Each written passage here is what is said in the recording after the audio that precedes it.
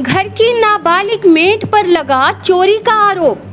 Made ने कहा, झूठे हैं, अपनी करनी पर पर्दा डालने के लिए मुझे फंसाया। छेड़छाड़, अश्लील हरकतें, कपड़ा व्यापारी ने अपने बचाव के लिए मुझे फंसाया। थाना पुलिस ने पूछताछ के दौरान नाबालिग को पहले पीटा, फिर शाम को दर्ज की रिपोर्ट।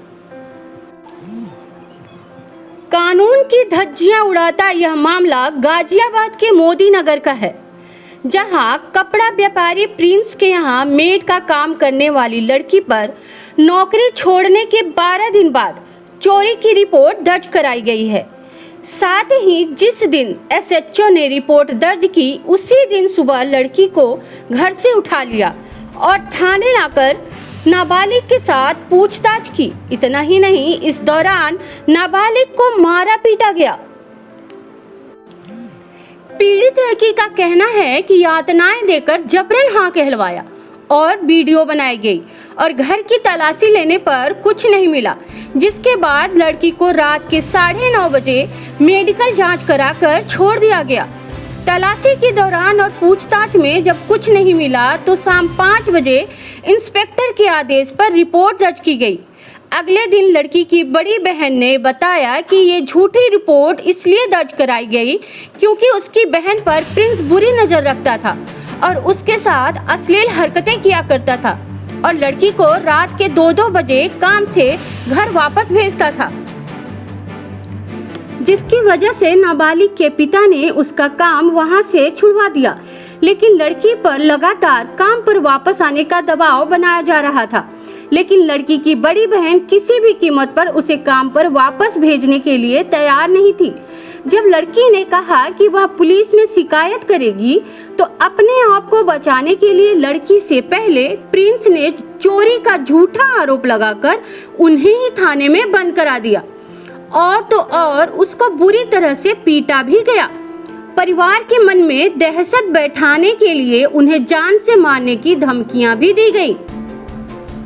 लड़की के पिता विकलांग हैं, गरीब परिवार है। जहां प्रिंस ने लड़की पर शक के आधार पर चोरी की रिपोर्ट दर्ज कराई है, वहीं दूसरी तरफ लड़की की बहन ने अपनी बहन के साथ की गई मारपीट और झूठे मुकदमे के संबंध में व नाबालिग के साथ हुई छेड़छाड़ की शिकायत और परिवार की हत्या के शक में जान माल का खतरा बताते हुए मुख्यमंत्री पोर्टल, राष्ट्रीय महिला आयोग, मानवाधिकार आयोग, police commissioner Ghaziabad, DGP Lucknow अन्य जगह शिकायती पत्र भेजते हुए न्याय की गुहार लगाई है।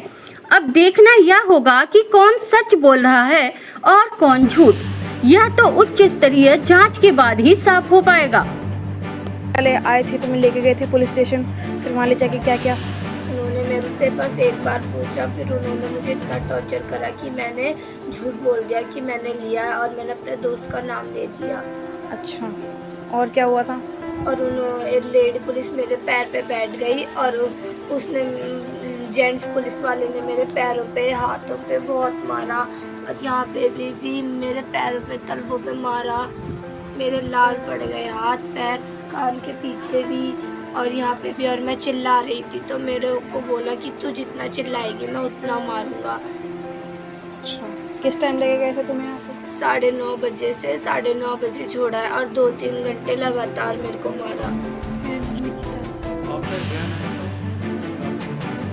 उसमें मैंने ये कहा था कि मेरी बहन को अरेस्ट कर लिया चोरी के इल्ज़ाम में और उसको सुबह 9:30 बजे से रात 9:30 बजे तक रखा था।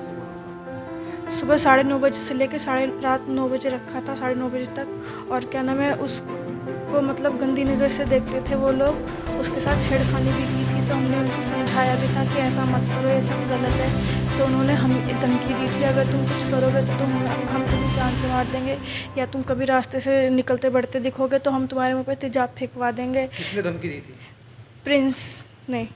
प्रिंस ने दी थी। और क्या नाम है, फिर उन्होंने हमारे ऊपर झूठा चोरी का इल्ज़ाम लगाया और मेरी बहन को पकड़वा दिया और उसको पुलिस स्टेशन में हमें पूरे 12 घंटे बिठा के रखा था। हमसे हमारे फ़ोन भी ले लिए गए, हम किसी को फ़ोन भी नहीं कर सकते थे। हमें पुलिस स्टेशन से बाहर भी नहीं जाने दिया कहीं। रात को मेरी बहन की 9 बजे डॉक्टरी कराई गई और हम पे इतना दबाव है उन लोगों का कि मेरे पिताजी को भी नौकरी से निकलवा दिया। हमें अपनी जान का खतरा है, क्या पता वो हमारे मकान से भी निकलवा दें, हम लोग किराए पे रहते हैं। इन्होंने पुलिस स्टेशन में जो कंप्लेंट लिखवाई है उसमें 11 तारीख की चोरी की डेट लिखवाई है और इनको 10-12 दिन बाद याद आ रहा है कि हमारे घर में चोरी करवाई है। 23 तारीख को उन्होंने कंप्लेंट लिखवाई है। हमारी बहन को रात को 2 बजे छोड़ते थे काम से घर पे।